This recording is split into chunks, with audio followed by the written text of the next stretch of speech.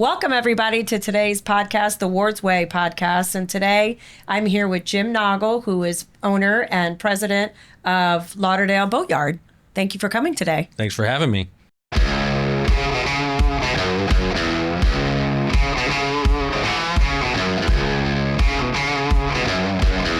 Welcome to the Ward's Way podcast.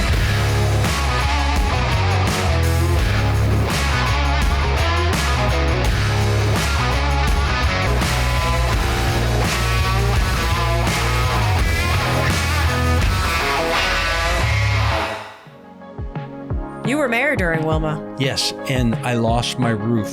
Completely blew off the house and blew in the street across the street over in the Bahamas, in Bimini. Right, yeah. And I couldn't get over there, so I sent my wife over on chalks. And it was like 2 weeks. Chalks isn't even around anymore. 2 weeks before the big crash. Goodness. But she made it, so. Wow, that just goes to show you just different times. Wow. When were you mayor? From 1991 to 2009. Okay. And Wilma was time. 2006, I think. I think I want to say it was like 5. Yeah, 2005, yeah. 6-ish. Yeah, that time. Well, so what we did during the storm, we did something really foolish. We wanted to see how the boat show was doing and everything. Mm-hmm. So the city back then had a armored car tank kind of vehicle, and it was bought during the race riots back in the 1960s, and then they used it during spring break, but we still had it in mothballs. So the city manager, the police chief, the fire chief, and we all got in the tank and drove it down to the beach and came back Las Olas to see how things were holding up and see how the tents were and everything. And then we were going west on Broward Boulevard, and we were getting pelted. And we thought it was rocks on the roof, but it was the windows blowing out with the glass. Oh, goodness, really? But here you have the 4 critical people in the city all driving around during a storm. It probably wasn't the smartest thing to do. But you could talk about it now. It's okay. Everybody survived, and it was good.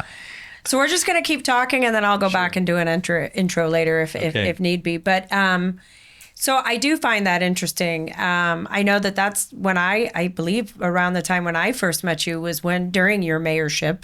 But I know that you met my family over a period of time. So talk to me about that. Well, since our store was right on Andrews Avenue and you were on South Andrews also, the Eshelmans came in the paint store and were customers. And we weren't so much customers because we weren't in the boat business back then, but we did business with all the boatyards and marinas, and so I got to know the family as a neighboring merchant, and then during the after I left office and got more active in the Marine Industries Association, you were the great president that got us through all the boat show negotiations. Sure. And made it so we continue to have a boat show here. So that was very important. You know, it's interesting. I've had a couple of guests and we've talked about that. And I have to say, it doesn't matter who I've spoken with. Everybody in this industry is so recognizes how important the Fort Lauderdale Boat Show is, not just to Fort Lauderdale and not just to our individual businesses, which, by the way, you own a family business as well, Lauderdale Boatyard. Yes, Lauderdale Boatyard. Yeah. So that's interesting too. But the boat show is important to you, and not only important to the community. Well, the boat show and the industry, of course. And I just read the annual budget report of the city of Fort Lauderdale, and they had in there the statement that I tried to coin when I was in government, is that the marine industry is the number one industry in Broward County, and tourism is number 2. And tourism is great. And tourism wouldn't be as good as it is without the marine industry too. So we're both feed off of one another. I agree with you 100%. And so what was it that you tried to coin the phrase that? Well, the boat show is Florida's largest economic event, and yes. You think it is an economic event. Absolutely. And I often tell people the difference between the boat show in Fort Lauderdale and Miami is largely a boat show where people come from all over the world and look for a boat. But the Fort Lauderdale show is where the industry comes to do business with one another. And you can also buy a boat while you're there too. And it's really different because you don't have all of that trade going on, and where you have companies from Asia and Europe and in the United States, and everybody's doing business with one another, and you have all that going on. So it's a very special show. It's an economic event. Oh, absolutely. And I will say that you're kind of skimming over the time that you were mayor of Fort Lauderdale, but you did a lot for the marine industry, and I think that that's important to always show it as. I also know you worked with the Broward Alliance even back then, and I believe I was on the city's economic development board at your appointed during the 100th anniversary, and that was significant too. But I always remember you working with regulators, working with state legislators, trying to get people to truly understand how important and critical the marine industry is. Well, I tried to follow in the footsteps of Mayor Bob Cox, who owned Lauderdale Marina, and he actually got his start similar to what I did later on. He started off on the city's Marine Advisory Board, and then eventually ran for the city commission and was commissioner for many, many years, and eventually mayor. And when I took over after he retired and was elected, of course, and tried to continue on in what he did and showing the importance of the marine industry. Plus, I've always had boats all my life, and eventually was able to live on the water, and that's really great. And I actually follow you on I think it's LinkedIn and another one where you show all the boats going up and down the river, which is so important because if people don't understand the economic engine that the marine industry is, just even following your LinkedIn account alone to see the boats that are being towed upriver or coming out after post refit, and you're good about saying this one's going in, it's heading up to so-and-so, and this one's coming out, but the amount of traffic that goes up and down. So I get a lot of comments about that, and people say, well, that takes a lot of time, doesn't it? And, well, the bridge is closed down in the morning in the downtown, so there's a window of time that the boats are going in or out, and it's when I'm having coffee in the morning. Sure. And before I leave for work, I'll watch for the tugs going out, and then know that the tugs are coming back in. And I just take some quick pictures of the boats and look up the where it was manufactured, and using the name and Google. Yeah. So. But it's fun, and I get comments from a lot in the many in the industry that they say, Jim, it's good for us to know that boat is coming in because we want to call on them and do business with them. And I've even had some businesses call me and say, thanks for posting that they were outbound. They didn't pay their bill, and I knew to go after. Oh, no. Oh, goodness. Wow. So you're definitely like in the know and helping businesses out. And somebody said, you ought to monetize that. You ought to. No, it's just something that I do and I enjoy. Yeah, absolutely. So when a boat goes by my house, I'm just east of the tunnel on the New River, and it's headed towards Lauderdale Boatyard, I know in about 50 minutes it'll hit the dock. So I can if I have to meet the owner or something like that, I can wait about a half hour and get in the car and drive over and meet the boat. How great is that? How great is that? So we're talking about bridges and we're talking about the New River. What are your thoughts on the railroad bridge and where that's going? Something needs to happen. I have a take on it that no one else has. And well, first you're going to hear it first here. First off, I was for the tunnel on 17th Street.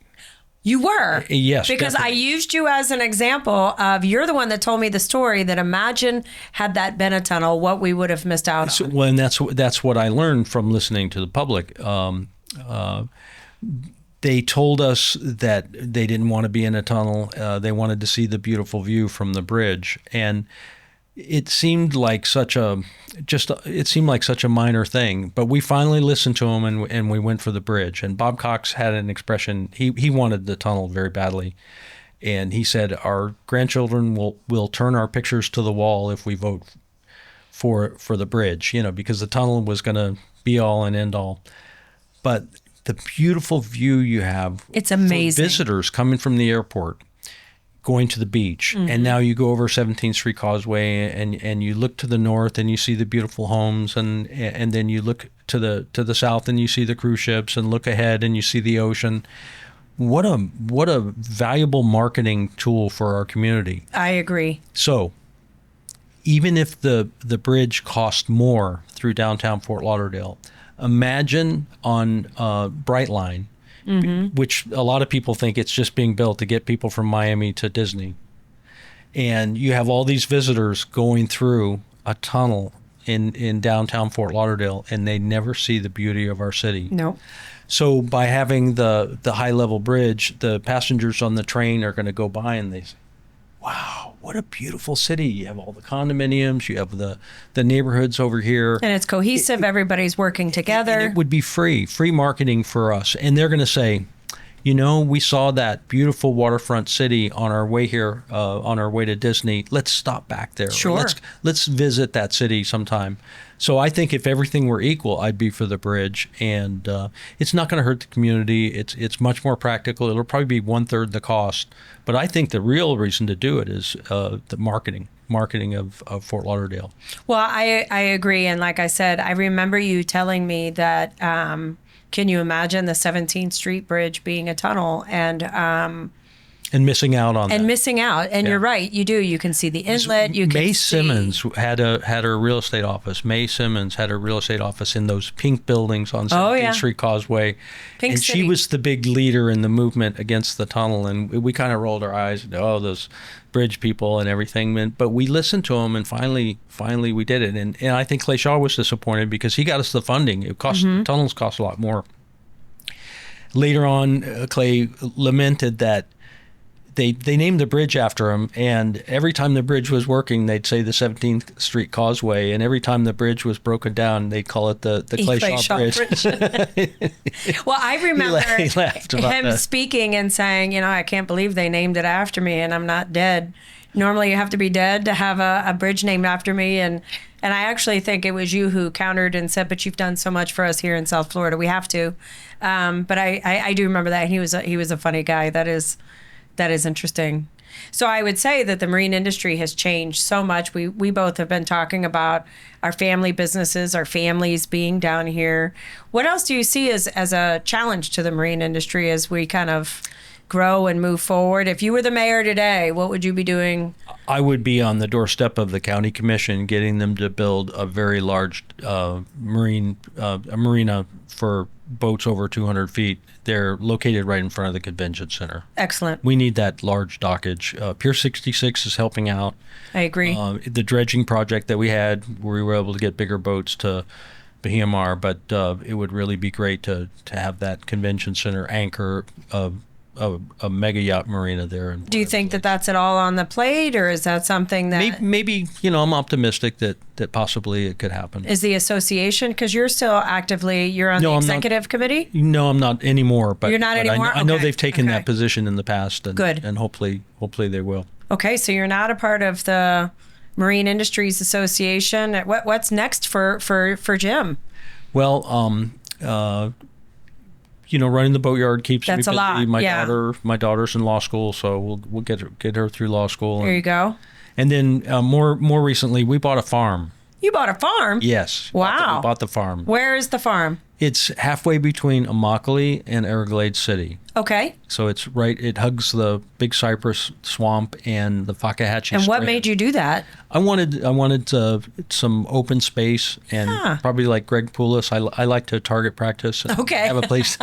Good. Good. Have a place to practice with firearms. So we have bear, panther, deer, wow, and lots of alligators. No one is allowed to shoot any of our animals. We just do target practice there. Nice. But it's wonderful to go out and visit with the wildlife out there. Oh, absolutely. I can imagine. So I hate to keep going forward and then backwards. I'm certainly not a Quentin Tarantino, but to go back to your mayorship, I think we're kind of glossing over decades, because there were so many different things. I know that you were also very big with the making sure that the marine industry had a marine patrol and the marine fire. Weren't you very instrumental in the firefighting apparatus on the water and the marine patrol? We were always fighting for more officers and to patrol.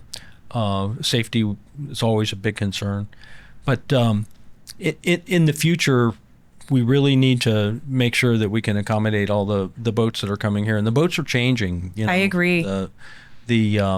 As they get larger, and we still need to make sure that there's small boat facilities, because that's where your future customers come. Sure, from. the life cycle of boating. We want to make sure that people are just continuing. I mean, and I think that always used to, I remember the days when Hatteras of Lauderdale was down at the end of the street, and people would get their Hatteras, then they would move into a burger, and then they would move into whatever their next boat was. But there was always this progression from certain side. So do you believe that Hatteras is coming out with a 42-foot outboard? I do believe that. But I think outboards are just amazing on the boats that go by now with the outboards on them. Well, I agree, and especially now that Hatteras is part of the White River Marine Group, the outdoor world, and all of that. I think that does fit into their market, but I still would like to see them come back, and I know they are on some of the bigger sport fish side, and eventually. I know that they're resurrecting their New Bern facility and coming back, but that was the epitome of the American cruiser. Was you went from a Hatteras and then up to a burger, and seeing all that. In my early boating days, I started out when Jimmy Carter was president, and I took a trip over to Bimini, and a friend had a 24-foot Aquasport, and we tour over there and used a lot of fuel and got there. And later there was an energy crisis where you had to line up on a certain day to get 10 gallons of gasoline, and it really put a hamper on boating because you couldn't make the big purchases. And I had fallen in love with the Bahamas, so I said, I have to solve this problem. So I got a sailboat. Okay. Taught myself to sail. I bought an old sailboat and kept it over behind the paint store, fixed it up, and took it over to the Bahamas for 5 weeks one time. And I think in 5 weeks I spent $300 cruising from island to islands. Well, all the jokes about sailboats and anchoring and not spending money and stealing the toilet paper.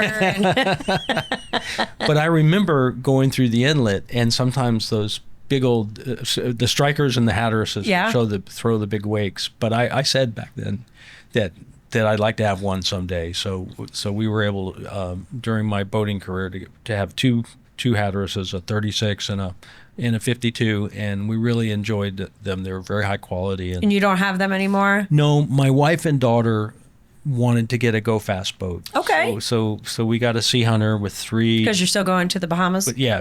We have a place over there. So we have 3 outboards, and we can get there. You cruise at 60 you cruise at 40 and top speed is 60. People say, well, why do you need to go 60 miles an hour? And the answer is, so you can cruise at 40. Sure. You can have a boat that you're not going to be tearing it up going 40. So now it's an hour-and-a-half trip instead of a 4-hour trip. So that definitely. That's what they wanted. But I lost the man cave on the dock. I'd be able to go out there and watch TV and in the floating condo out. Well, there's always a future. You can always get a new man cave. You never know. You never know what the future holds. So going back, I brought up another. One of the things that I've been enjoying kind of talking about is how much the yachting industry has grown up, and that we're on a lot of people's radars. I still think we need to keep at it. And you know me, I believe that we should be lobbying every day. You don't lobby when you have a problem or when you have a challenge. You always need to be educating legislators on your industry. Don't wait until there's a problem. I'm sure you love to hear from industries when you were in office so that you understood what their challenges were and what their needs were, but you weren't waiting until they were in crisis. Do you remember when all of the large yachts got kicked out of the port post 9/11? Yes, and that was a big thing. And I know you were also very helpful with the association on helping write the letter that for the unintended consequences for the crew to be able to get in and that was a mess. And things really. I was just talking to a Bahamian this morning that has his boat at our place, and how all the procedures and customs in both countries changed after 9/11. Well, I mean, didn't we created Homeland Security and something in like 90 days post 9/11, and all of a sudden we were supposed to get it all right, and we were supposed to have all this legislation written and everything as it applies to boats coming in and out and just protecting our ports and everything. And so I actually think the government did a pretty good job I think that it needed some allowances to show that a tanker and a cruise ship are not the same as a yacht. But I think we've done a pretty good job of carving that out. One thing that I did as mayor is I reached out to other cities, and we formed a sister city relationship with Gold Coast based on their boat show that's every May, and then Kaohsiung. I was going to say the amount of quality boats that come from Taiwan is incredible. I actually got to go to Kaohsiung, and I signed it at the time because I was president at the time of the association, and the sister cities of Kaohsiung and city of Fort Lauderdale. It was a really unique, and you're right. And that was in 1998, and we invited Horizon Yachts to come to the boat show, and now the contingent from China is incredible. That Sure. we're at the, yeah. And Horizon definitely. What I found interesting, though, as being a sister city, one of the things that these boat builders that are over there were so jealous of, and even though they're on an island, it was the access to the water. You know, Horizon at the time when I went over there, which I believe was in the early 2000s, was the only manufacturer that had direct water access. The rest of the boats were kind of tested in man-made tanks. And then when they were finally built and it was like, yep, it floats. All right, let's take it.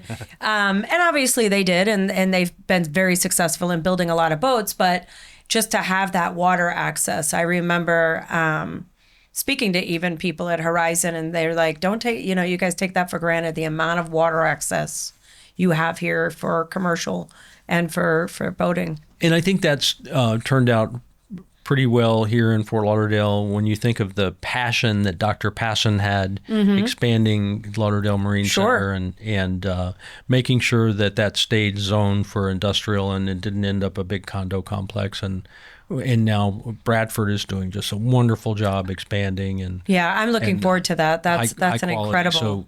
So we've survived that land use change thing, with the exception of a few places in the downtown, which probably didn't make sense for them to be boatyards. But up the river, it's just so active. I enjoy taking visitors up that way.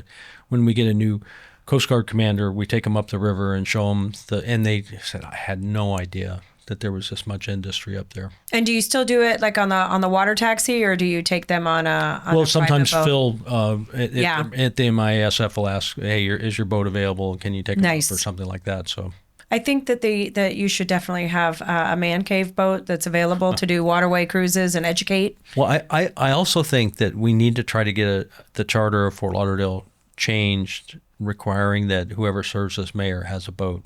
I agree. All in favor. We could get people to call in and promote this. I agree. Especially someone that was as mayor for, I remember Frank Harold, rest in his peace, used to say our Marine mayor, Jim Naugle, because you always, and it was definitely not taken for granted. It was something that we always felt that you just understood the industry. You weren't just favoring your hobby or favoring something. You understood that there were businesses and there were small businesses and jobs to be had, and let's keep our waterways active, and let's make sure that we allow these businesses to operate along the waterways and have an open and friendly environment to that, not your manatee killing environmental terrors. Nobody cares about the water more than the boaters. I agree 100%, but somebody in your position, it was very reassuring to know that you had our back on that. So what are your thoughts on the boat show moving forward as far as the redevelopment? What do you think about that? It's going to be interesting when the condominiums are built and how we do with that. But I see in the future, I think we might want to consider doing something similar to what we did with the Air and Sea Show, and that is close off A1A and move the big tents out onto the road and cul-de-sacing A1A in both directions. It worked great during the Air and Sea Show, and it happens in Palm Beach that way. That's the only way all of those exhibits are out there. They're on Flagler. They shut the road. So that I think that's going to be the answer, to have the on the land exhibits, and the convention center expanding should be great. And Pier 66 expanding will be great. It has a good future. Yeah, I'm excited about it too. Is there any pushback you think on that, or? No, we just have to make sure that we keep electing people that understand the marine industry. The importance of the industry. And if you listen to them at the commission meetings, they really do. They seem sincere that they know how important the industry is. Well, I do think that's important. And I get on my soapboxes for stay in touch with your city. You were the person who gave us the advice when we were moving from this building and we were building a building. You said, spend time with your city commissioner. It's one thing, yes, I'm the mayor and I'm supportive of all businesses expanding and doing what they need to do. But, spend time, sit with your city commissioner, let them know what your challenges are, let them know what you need, let them know, have them, be your advocate. And I have to say, I did that. And I would go to her, it was Cindy Hutchinson, and I would go to her weekly homeowners association meetings, and then she had a meeting before the commission meetings, but it was helpful. And I think that being involved with your city, they always say politics is local, be involved with your city. And even if you're not a resident here, if you're a business person here, attend the city commission But that meetings. was an easy sell, but to have a quality business like Ward's Marine Electric in your city was really something you would do everything you could to keep the business like that here. No, but and we appreciate that, but you still have to build a new building, and you still have to go through permitting, and you still have to go through all of that. And I do think it's important to have that relationship with your city commissioner or with your congressman or with your mayor and even if I'm not a resident of the city of Fort Lauderdale, I spend a lot more time in Fort Lauderdale than I do in Plantation where I live, So I have a question for you. Sure. What do you think the future of electric boats are? I think there's going to be a future for them. I mean, I think like cars, there's going to be a struggle. I think, though, the difference is that there's a lot of, boats aren't a necessity despite as much as we love our industry. Recreational boats are not necessarily a necessity, but it's interesting the amount of money people spend on their hobbies. And I do think it's going to take the consumer to drive that industry. And if there are enough consumers that want to see an electric engine boat, then they'll be out there. I think that they've come across all different other platforms, whether it's the buses or cars or trains and so I think it's a matter of time. But I think it's going to be the consumers that are going to need to drive that, to see the manufacturers do it. It's going to be a hard one to change from, because so many of these boats are such high consumers. On the large yacht side, the super yacht side, I think obviously a couple of builders have done with it. It's going to be that middle market, I think, coming up with the technology, coming up with making it class. Safety, too. Safety. We talk about stored energy, and these lithium ion batteries, and that seems to be a hot topic, and Very hot. Yeah, no pun intended. I even saw a story the other day about this child book that was in somebody's car in a minivan, and it was one of these kids books that you push the buttons and it records, and the thing caught fire and caught the car seat on fire. Yeah. I mean, I obviously those inexpensive scooters, and a crew member will have them on board, and right. It turns out. We've done a refit recently. It was, according to the survey, it was a rechargeable drill battery that was left sitting there and caught fire. I mean, the fire suppression systems do their job, but then there's that. Then there's the cleanup after that. But I think that if the consumer wants it, the industry will move it, and we'll get there. I think on the stored energy side, where you have these hybrid boats, they're not necessarily using the stored energy for propulsion, but they're using it for the house and all of the amenities. I think they've come a long way on that technology, making sure that you can store it, but then also control it and manage it and feed it back in. I think that's technology that we can see today, but I think we have to embrace it, move forward with it, and stay up on the technology as much as we can. I'm more worried about AI. What do you think about AI? It's when we use AI in our businesses, it can add a lot of value, I think. Mm-hmm. Well, I heard a quote today. Somebody turned me on to a podcast, and the gentleman's name is Chris Doe, and somebody was asking him, what do you think about AI? And he's like, look, it's coming. And he said, just like the ocean, you can't just change the tide of the ocean. Learn to surf. And AI is here. It's coming. It's going to be coming in waves and waves and waves. Learn to surf. That's going to be, I'm borrowing, I'm going to give him credit, but I loved that. I thought that was a great way of embracing what's coming before us. So from my side, I just wanted to, have an opportunity. This has been such a blessing for me to do this podcast. You know, you're either I always say when you try to start something new, you're either the village idiot or a hero. I'm not sure. But I've enjoyed just getting a chance to sit down with some of my favorite people. You're definitely one of my favorite people. I feel like you have been a part of our business, whether it's our 50th anniversary or 60th anniversary. I have a picture that's sitting in our sales office of you with a city proclamation that you signed, and you were sitting there with my grandfather, on it. And I love that. And gosh, whether it's been a boat show for my career here, whether it's been a boat show or being a part of the association or a company milestone, you've always been a part of it, and I wanted to say thank you for that. Thank you. Thanks for having me. And you've always been a great role model for the marine industry. And can we elect you again? Is that possible?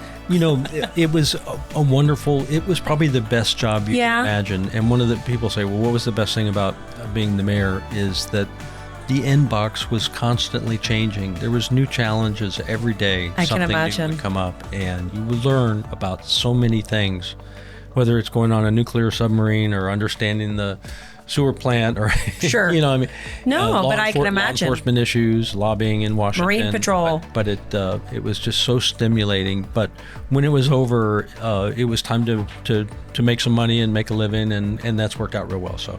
Well, we thank you for everything that you've done for this community, for the city of Fort Lauderdale, and I look forward to and thanks for your hard work making sure that we still have a boat show. Oh, yeah. Thank you.